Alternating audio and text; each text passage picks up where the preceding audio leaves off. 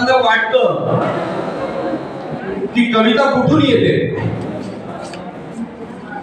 आता हे जे मान्यवर आलेले आहेत आदरणीय व्यास सर, का हो कविता नेमकी असते कुठे कुठे असते। मी काल सरांना एक स्वगत सादर केलं की कविता असते कुठे, पुष्पदलाच्या नाजूक पृष्ठावर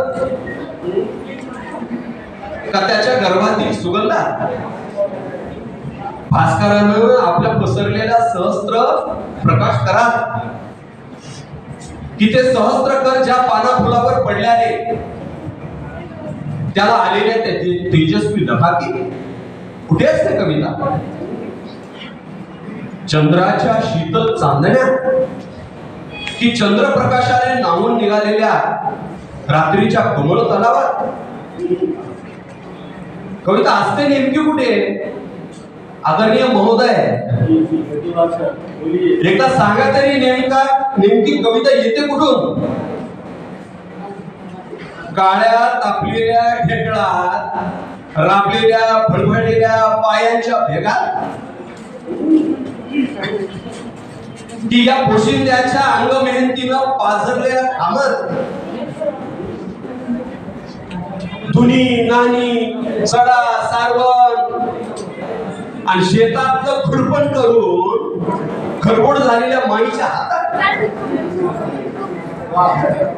गाहो महोदय, कविता नेमकी असते कुठे। नुकत्याच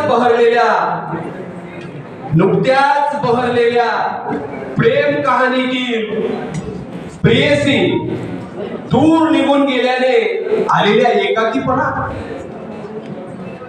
की पुन्हा पुन्हा राजबिंड्या तरुणास मागे वळून बघणाऱ्या त्या नाजूक पण पाणीदार डोळ्यात कविता असते कुठे।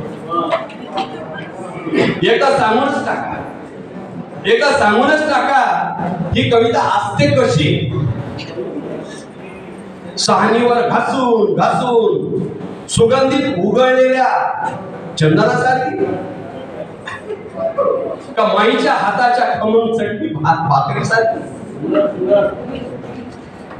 कविता असते कशी, येते कुठून, रचायची कशी, ते आमच्या लेकरांना सांगाच एकदा। अतिशय सुंदर कविता राजपंके सरांनी या ठिकाणी सादर केल्या। व्यास सरांनी सुद्धा त्याला तशीच साथ दिली। या दोघांनाही पाहून मला असं म्हणावंसं वाटतं, यांच्यासाठी दोन ओळी। चंद्र धावळा उरला भरती, चंद्र धावळा